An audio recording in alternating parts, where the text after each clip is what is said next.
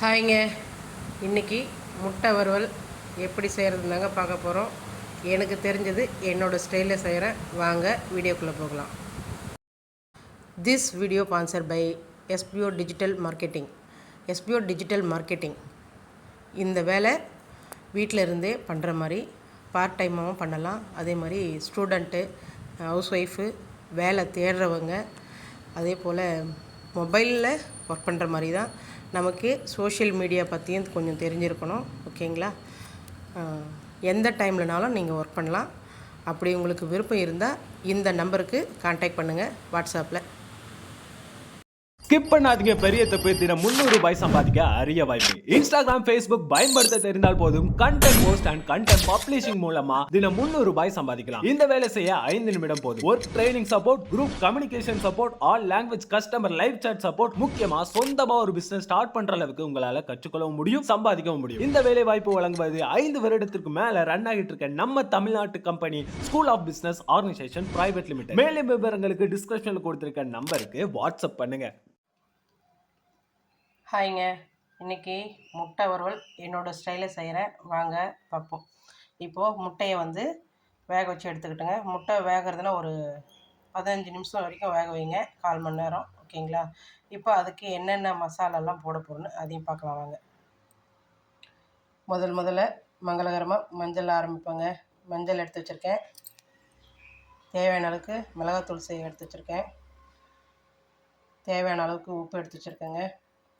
இது லைட்டாக பெருங்காய பொடி எடுத்து வச்சுருக்கேன். இது மிளகு பொடி. ஓகேங்களா? இது லைட்டாக காரம் கொஞ்சம் கொடுக்கும். இது ரெண்டும் மட்டும் கொஞ்சம் நம்ம முட்டை சாப்பிட்றதுனால கொஞ்சம் ஒரு மாதிரி நெஞ்சிலே இருக்கும், குத்துற மாதிரி. அதனால கொஞ்சம் டைஜஷன் ஆகும். அதனால இது ரெண்டும் சேர்த்துக்கலாம். ஓகேங்களா? இப்போது நம்ம தாளிக்கிறது, முட்டை எப்படி ரெடி பண்ணுறது அதையும் பார்க்கலாம் வாங்க. ஓகேங்க. முட்டையோட தோலெல்லாம் உரித்து இந்த மாதிரி வெட்டி எடுத்துக்கோங்க. ஓகேங்களா? அடுத்து நம்ம தாளிக்கலாங்க. ஓகேங்க.